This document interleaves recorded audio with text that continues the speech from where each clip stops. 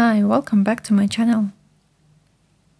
Today I'm continuing my improvised little pig amigurumi project. I have already made the head with the muzzle. The muzzle looks kind of horrible. But you know what? I'm okay with that. Totally okay. I used to be such a perfectionist. Now I'm trying to soften that part of me a little bit. Not everything in my life has to be perfect. It can't be. I've also crocheted the ears.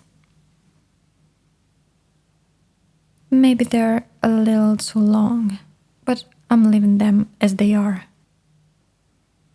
I'm going to sew them somewhere around here. I'm not even selling this pig. Why on earth would I worry so much if the muzzle looks a bit weird? It's my pig, my muzzle, and if it's horrible, it's mine anyway. I'll just let it be. Let it exist. I wonder if my dog would care if I gave it to him. By the way, I found the darker yarn for the muzzle in the same pile of leftovers. I only needed a tiny bit, so I separated it from the white strand. I actually had to look up a reference on Pinterest because I suddenly couldn't remember what color a pig's muzzle is supposed to be. Okay, but how many ideas have crossed your mind and never made it into reality? There's this saying, make it exist first, you can make it good later. Maybe that's the whole point. I once had an idea for a video. I had a very clear vision of how it should look. The timing, the visuals, the voiceover, the sound effects. I even made some separate shots. Some of them I pushed to what I imagined was perfect, and some of them weren't there yet. And as you probably guessed, I never finished it. It's still sitting somewhere, waiting for me to come back. Ask me how many projects like that I have. Tell me you are a perfectionist without telling me you're a perfectionist. There are whole legends about creative people. Animators, artists, composers, never finishing their work. But it's not just about creative fields. There are so many idealists and perfectionists everywhere, from accountants to managers, from teenagers to retirees. We feel like our work should see the light of day only when it's perfect. That it's not even worth starting if it won't turn out perfect. And that's one of the biggest traps. Comparison. Expecting from ourselves the same results that professionals or even entire teams of professionals achieve in the same amount of time.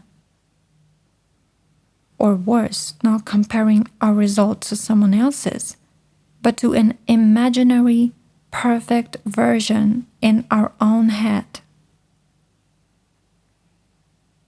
Redrawing the same drawing every day instead of posting it and moving on. Rewriting the same paragraph again and again.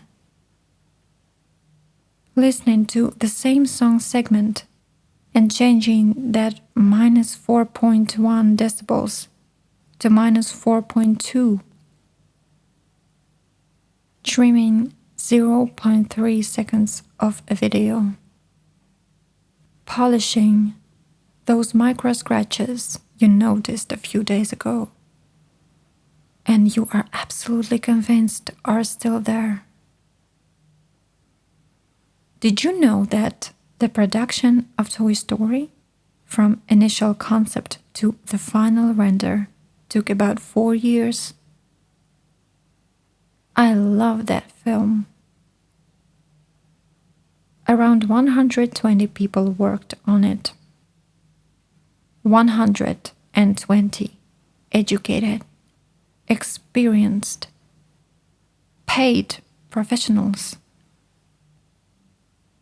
Entire teams of hundreds, thousands, sometimes tens of thousands of professionals work on the creation of your favorite films. Each person focused on a very specific part of the project. Most of them had managers. Constant feedback. Years of production. Millions of dollars. And that doesn't even count the years each of those professionals invested in learning and growing before they even joined the project. I highly doubt that at some point they all said, "That's it, now it's perfect." More likely, someone said, "We're running out of money, finish it," or "Thursday is your deadline."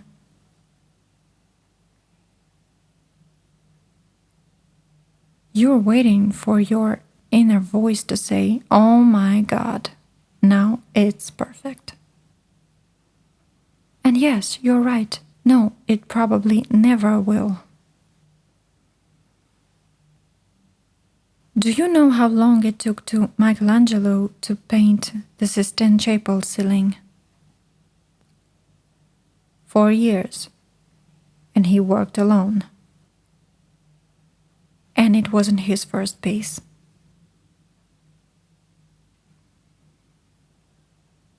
At the famous art school CalArts, students in the character animation program create one short film per year, sometimes just half a minute to a few minutes long.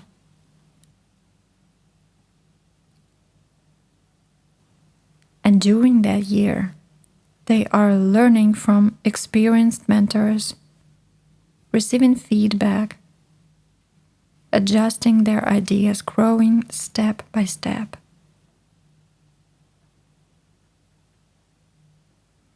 So here's the question. Are you maybe asking too much of yourself?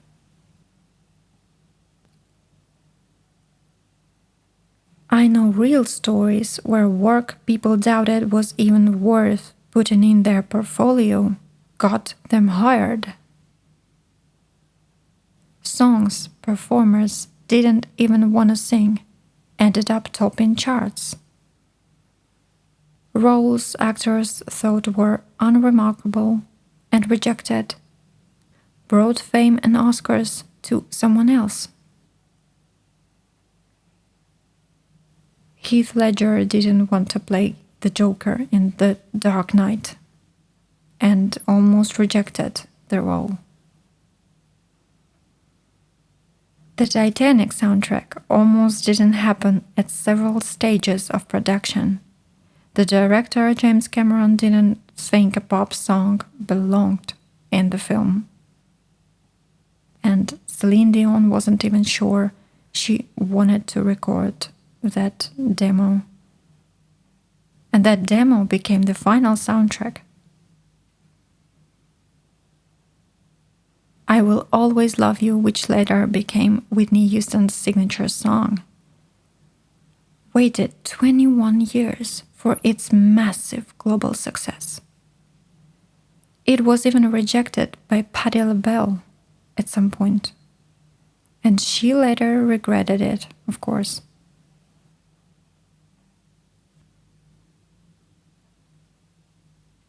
There are countless examples like this. You can look them up.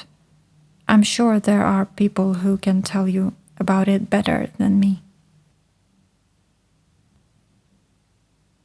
Maybe we just get too caught up in our own feelings, in our own thoughts. Thoughts that imperceptibly shape our whole world. And that's why it's so hard to believe that something we create is worth the time and energy and the effort. So we put it in a distant drawer and lose the key. Until one day we look around and see huge rooms full of dusty, closed drawers, to which we have no keys.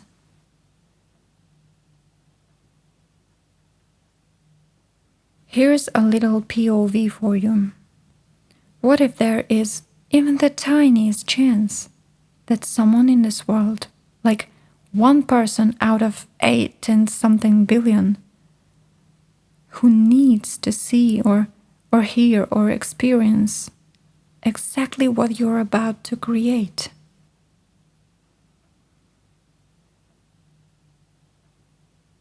We don't need to know everything. We can't control everything.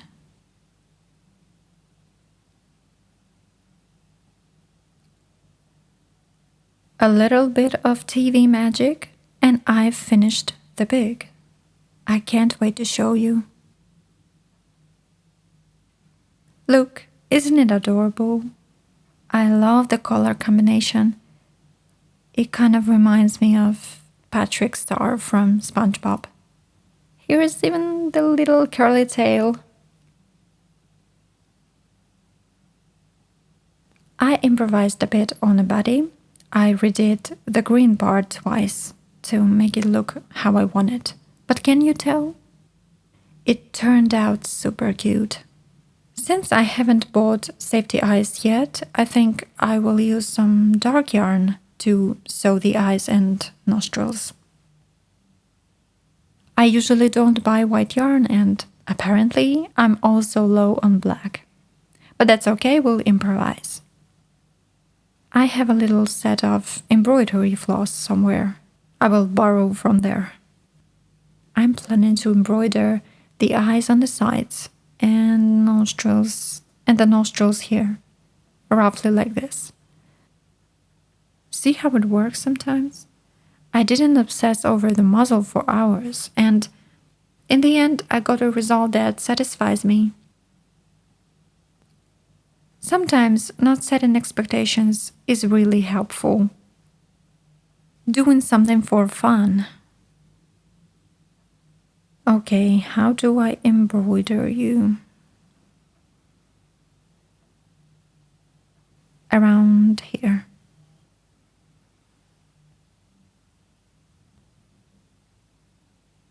I was thinking it could be fun to make an amigurumi toy with a little skirt next time. I'm definitely going to make more amigurumi. By the way, it's actually quite fast compared to making a blanket or a sweater, even though the number of decisions per minute is higher. I mean, you have to count, check, adjust, redo, especially if you're working without a pattern. That applies to almost any work without instructions, though. And that looks like a mess. I don't like it. Okay, let's try to save the situation. Somewhere inside, a voice whispers, "Redo it, redo it, redo it." Attempt number 2. But it's so nice, 1 or 2 evenings of work, and you already have a cute little toy you can attach to a backpack, a bag, or a gift to someone. And it uses such a small amount of yarn. Perfect for leftovers. That's already much better. I like it. Okay, going gradually to the nostrils. Let's come up with a name for him. Write your suggestions.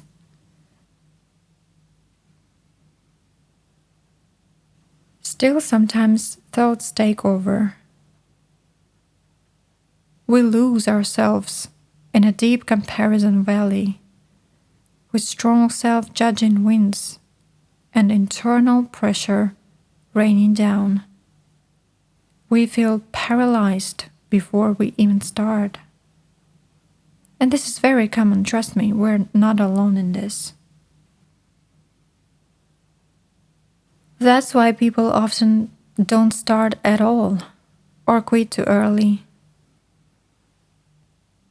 or struggle to enjoy the process.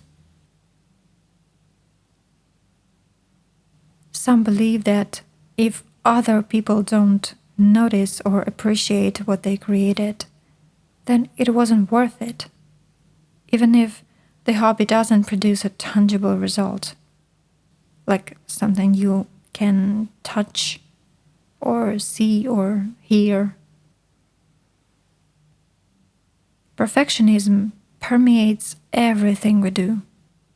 Laundry, work, hobbies, everything. It influences what hobbies we choose and how we approach them.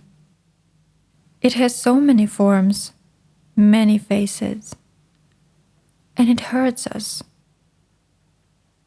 It lives somewhere in the same neighborhood as anxiety and procrastination, maybe even burnout.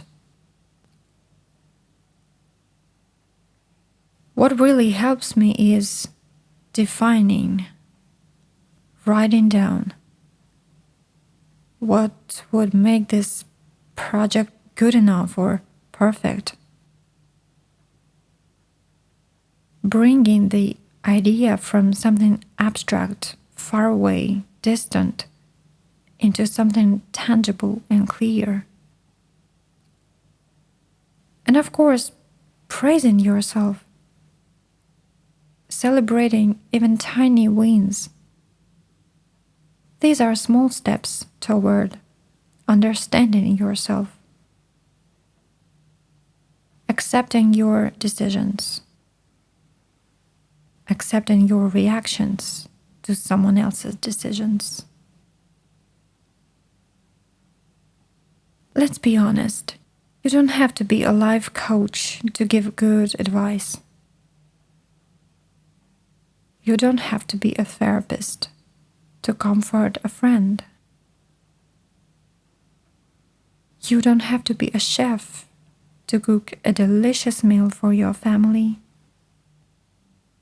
And you don't have to be a music critic to enjoy music. But you have to like it, love it, leave it. That's something you absolutely owe to yourself. Don't let some imaginary perfect version stand in the way of your creative inner world. Try it. Someone might like it. Someone might need it. And that someone could be you. Until next time.